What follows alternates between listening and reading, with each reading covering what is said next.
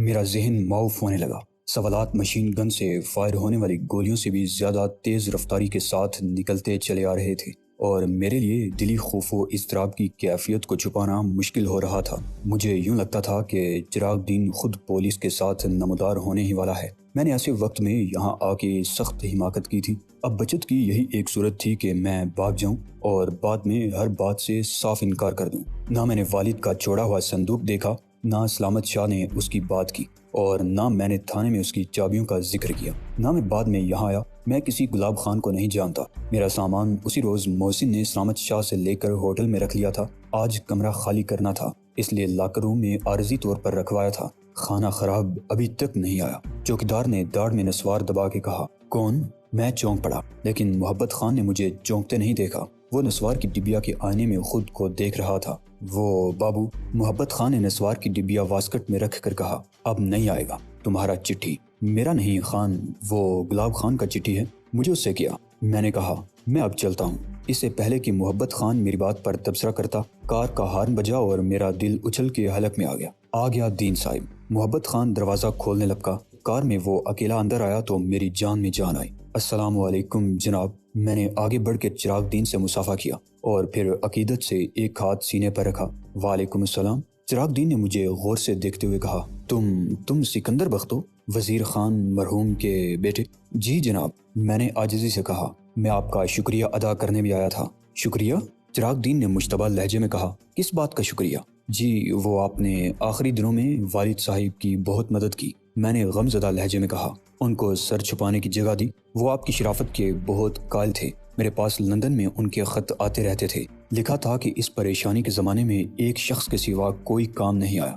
دوستوں نے بھی نظریں پھیر لی، مگر وہ شخص جس کو میں نے ہمیشہ غلط سمجھا میرا سہارا بنا۔ چراغ دین کے لیے یہ سب باتیں بہت ناقابل یقین تھیں، مگر وہ میری صورت یا میرے لہجے سے اس شک میں مبتلا نہیں ہو سکتا تھا کہ یہ سب اداکاری ہے، کہ میں طنز اور تمسخر سے ایسی گفتگو کر رہا ہوں۔ وہ سخت تذبذب کا شکار تھا، پریشانی تو بہت اٹھائی انہوں نے۔ وہ کچھ دیر بعد بولا، تمہیں اور کیا لکھا تھا اپنی پریشانی کے بارے میں؟ یہی کہ کاروبار چوپٹ ہو گیا ہے اور گھر کے علاوہ گھر کی ایک ایک چیز قرض خواہوں کی نظر ہو گئی ہے، تن کے کپڑوں کے سوا کچھ نہیں بچا، اور اوپر سے بیماری نے آ لیا ہے۔ ایک پرانے نمک خار نے 2 وقت کی روٹی اور سر چھپانے کا کمرہ دے دیا ہے، اور اب مجھے معلوم ہوا ہے کہ جسے میں کوئلہ سمجھ رہا تھا وہ ہیرا تھا، اور جن کو ہیرے کی طرح عزیز رکھا تھا پتھر تھے۔ میں نے بے حد دکھی لہجے میں کہا، انہوں نے لکھا تھا کہ بیٹا میرا اب کوئی بھروسہ نہیں، میں تمہارے اخراجات کہاں سے پورے کروں؟ جتنا زیور تمہاری ماں کا تھا سب بیچ کے پیسہ ہمیشہ تمہیں بھیجا، لیکن اب کوئی صورت نہیں رہی، تم واپس آ جاؤ۔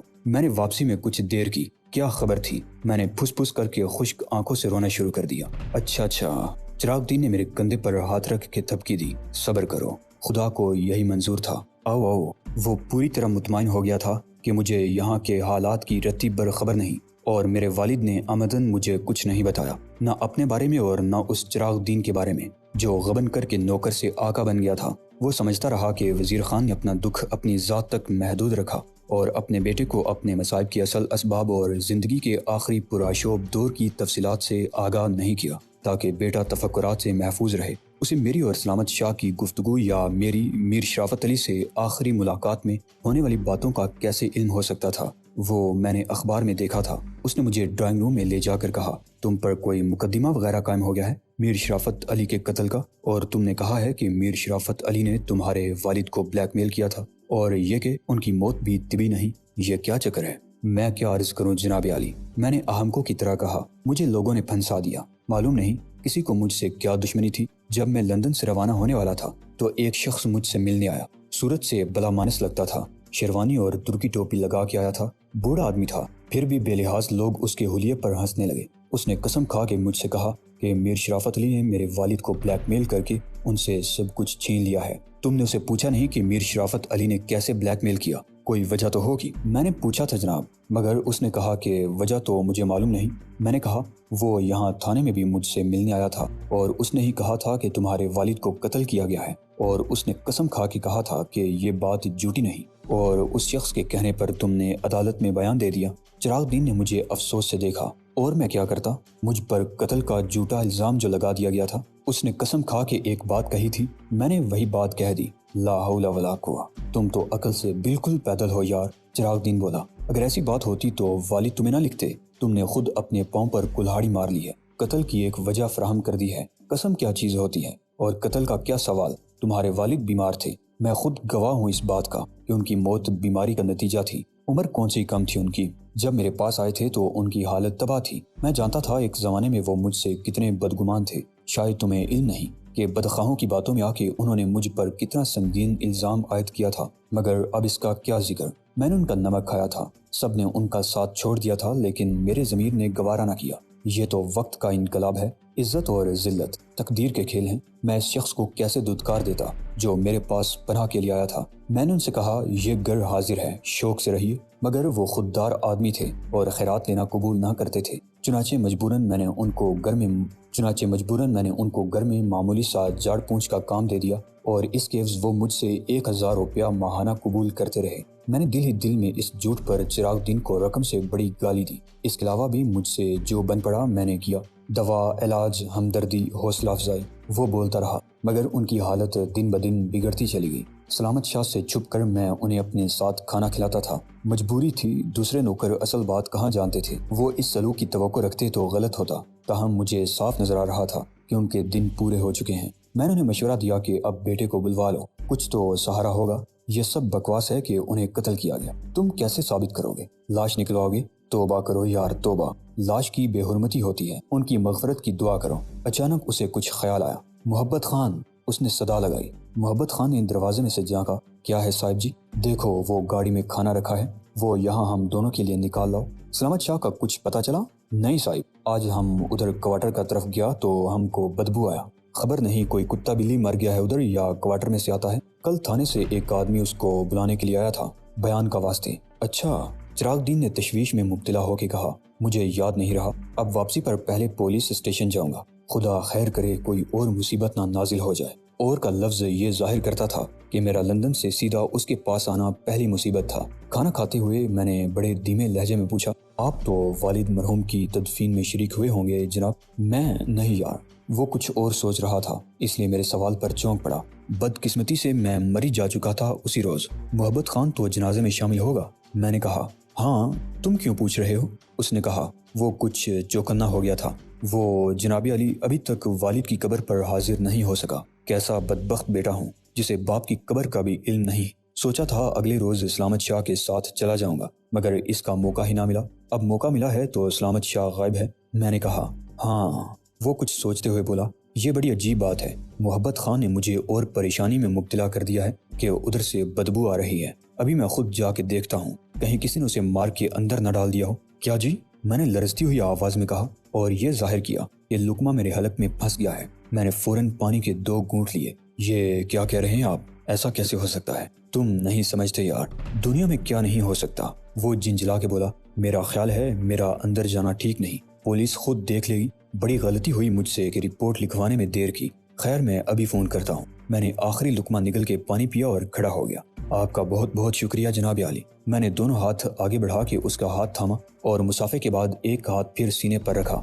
آپ اجازت دیں تو میں محبت خان کو اپنے ساتھ قبرستان لے جاؤں؟ ابھی؟ اسی وقت؟ خیر لے جاؤ، وہ بولا، مگر دیکھو اسے کہنا کہ تمہیں قبر تک پہنچا کے فوراً لوٹ آئے۔ میں اب واپس نہیں جا رہا ہوں، ہو سکتا ہے پولیس فوراً آ جائے۔ میں وہاں سے جان بچا کے نکلا تو میری پریشانی بہت کم ہو گئی تھی۔ اب اس بات کے امکانات پیدا ہو چلے تھے کہ چراغ دین میرے آنے کا پولیس سے ذکر ہی نہ کرے۔ اس کے خیال کے مطابق میں اس کا شکریہ ادا کرنے آیا تھا اور محبت خان کو ساتھ لے جانے کے لیے، تاکہ اپنے والد کی قبر تک پہنچ سکوں۔ اس بات کا سلامت شاہ کی لاش کے ملنے سے کوئی تعلق نہیں تھا، اور چراغ دین یا محبت خان میں سے کسی کو یہ خیال آ ہی نہیں سکتا تھا کہ مجھے اس اندوہناک واقعے کی پہلے سے خبر تھی۔ پولیس کے سامنے یہ بیان کہ میں اسے پوچھتا ہوا آیا تھا کوئی خطرے کی بات نہیں تھی۔ ظاہر ہے وہ میرے لیے صفائی کا واحد گواہ تھا، میرے والد کے آخری ایام کا ساتھی تھا، اور یہاں اس کے سوا میرا کوئی نہیں تھا۔ چنانچہ اس کی گمشدگی سے میں بھی پریشان تھا۔ مجھ پر الزام آنے کا کیا سوال؟ اس کے قتل سے میرے خلاف سازش کے موقف کی تائید ہوگی۔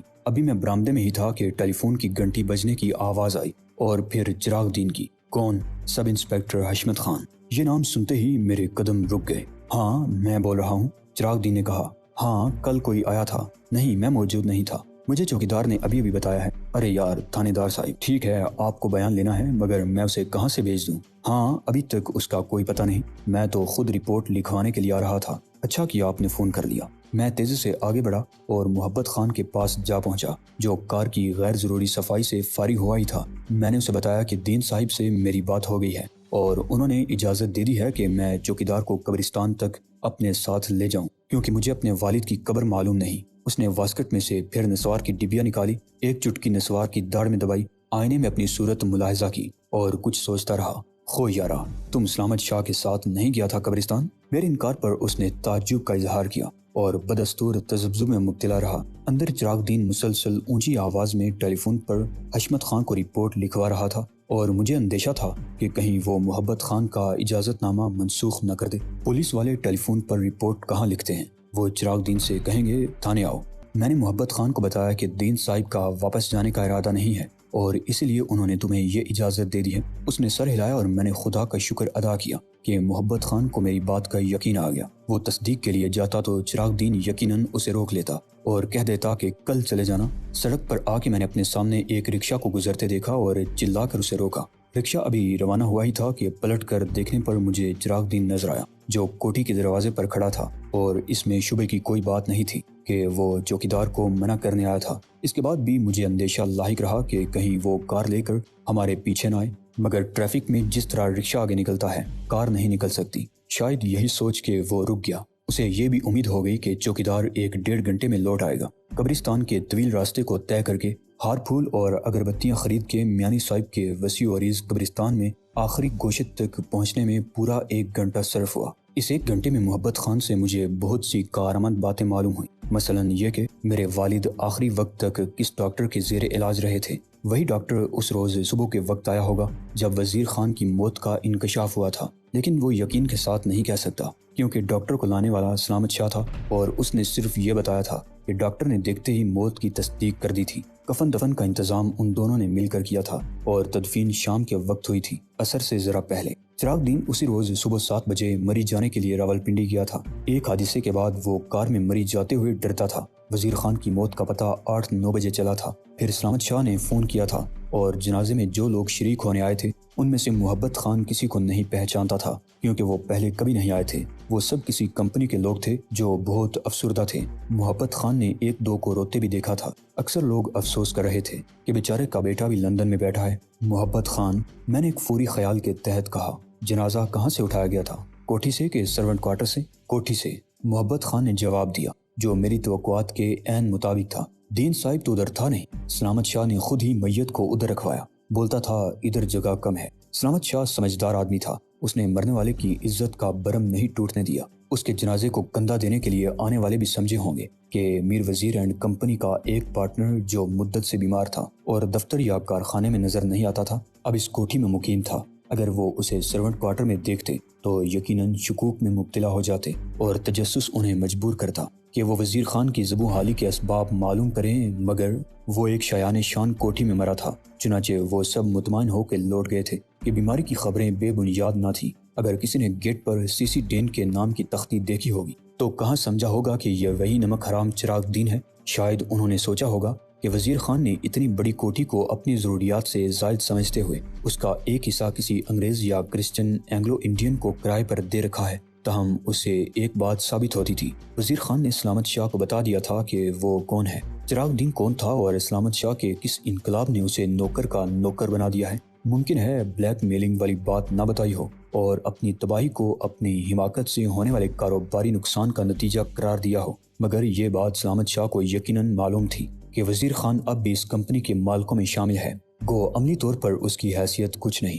سلامت شاہ نے مجھے بھی کچھ نہیں بتایا تھا تو اس کا سبب یہی ہو سکتا تھا کہ وزیر خان نے اسے بہت سخت قسم کی قسم دے رکھی تھی کہ اس بات کو وہ اپنی ذات تک محدود رکھے گا۔ پھر بھی مرنے کے بعد وزیر خان کا جنازہ اسی شان سے اٹھا جس شان سے مالکوں کے جنازے اٹھتے ہیں، کوٹھیوں میں جھاڑ پونچھ کرنے والوں کے نہیں۔ ایک بار پھر مجھے سلامت شاہ کے ناقابل تلافی نقصان کا شدت سے احساس ہوا۔ محبت خان مجھے قبر تک پہنچا کے اور فاتحہ پڑھ کے رخصت ہو گیا تو میں ایک پختہ قبر کے کنارے پر بیٹھ گیا اور سوچنے لگا کہ تدفین میں شریک ہونے والوں سے رابطہ کیسے قائم کروں۔ اگر میر وزیر اینڈ کمپنی کا دفتر مکفل نہ ہوتا تو میں خود وہاں پہنچ جاتا یا فون پر بات کر لیتا، اور وہاں زیادہ تر میرے ہمدرد تھے، وہ میری مدد کرتے ہوئے نہ ہچکچاتے۔ شرافت علی کی موت کے بعد کمپنی لاوارث ہو گئی تھی اور تا وقت یہ کہ نئے وارث انتظام نہ سنبھالیں آفس اور فیکٹری کے ملازمین اپنے مستقبل کے بارے میں بے یقینی کا شکار رہیں گے۔ ان میں سے بیشتر عمر کی اس حد سے گزر چکے ہوں گے کہ کسی نئی ملازمت کے لیے اہل متصور کیے جائیں۔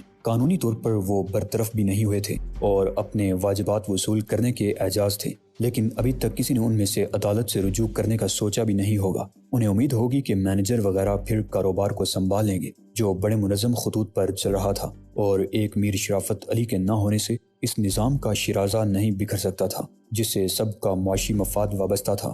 انہیں یہ بھی امید ہوگی کہ میں لندن سے واپسی پر وزیر خان کے وارث کی حیثیت سے کاروبار کی نگرانی کی ذمہ داری سنبھال لوں گا، مگر میں نے آتے ہی اس شخص کو بھی قتل کر دیا تھا جو اکیلا کاروبار کو چلا رہا تھا اور اب ضمانت پر رہائی کے بعد لاپتہ تھا۔ میر شرافت علی کا کوئی دور کا وارث ہے یا نہیں، اس کا علم مجھے نہیں تھا، تو ملازموں کو کیا ہوگا؟ وہ دعا کرتے ہوں گے کہ بیوی بچے نہیں تو شرافت علی کا کوئی بھائی ہوگا، چچا یا تایا ہوگا، یا رشتے کا بھائی ہوگا، کوئی تو سامنے آئے گا۔ ممکن ہے اسی امید پر وہ ہر روز یہی دیکھنے آتے ہوں کہ کسی نے تالہ بندی ختم کی یا نہیں۔ یہ خیال بڑا حوصلہ افزا تھا۔ میں دفتر کے اوقات میں میر وزیر اینڈ کمپنی کے دروازے پر یا سامنے کھڑا رہ کے ان پر نظر رکھ سکتا تھا۔ عموماً دفاتر 8 سے 9 بجے کے درمیان شروع ہوتے ہیں۔ 8 سے 10 بجے تک انتظار کرنے میں 1-2 افراد سے ملاقات یقینی تھی۔ ان سے دوسرے ساتھیوں کے پتے معلوم کیے جا سکتے تھے اور یہ پوچھا جا سکتا تھا کہ آخری رسوم میں کون شریک ہوا تھا جو بطور گواہ پیش ہو کے وزیر خان کی قبر کی نشاندہی کر سکے۔ مسئلہ حل ہو گیا تھا۔ چنانچہ میں نے قبر کی جائے وقوع کو ذہن نشین کیا اور پھر قبروں کے درمیان سے طویل پرپیچ راستہ طے کرتا میانی صاحب کے بڑے دروازے سے باہر آ گیا، جہاں پھول بیچنے والوں کی بہت سی دکانیں تھیں اور رکشہ آ کے ٹھہر رہے تھے۔ ایک میت گاڑی سے جنازہ اتارا جا رہا تھا، دوسرا لوگوں کے کندھوں پر اندر مسجد میں نماز کے لیے پہنچ چکا تھا۔ شام کے 4 بجنے والے تھے، جس کا مطلب یہ تھا کہ محسن کو میرا انتظار کرتے ہوئے 3 گھنٹے ہو چکے ہیں۔ اس میں شبے کی کوئی بات نہ تھی کہ وہ بابو پوسٹ مین سے خط حاصل کرنے میں کامیاب ہو چکا تھا۔ میری واپسی میں تاخیر سے وہ یقیناً اندیشوں کا شکار ہوگا۔ اب مجھے فکر لاحق ہونے لگی کہ کہیں وہ چراغ دین کی کوٹھی پر نہ پہنچ جائے، جہاں پولیس پہنچ گئی ہوگی تو سلامت شاہ کی لاش کے دریافت سے کوہرام بپا ہوگا۔ میں نے رکشہ پکڑا اور سیدھا رابعہ کی کوٹھی پر پہنچا۔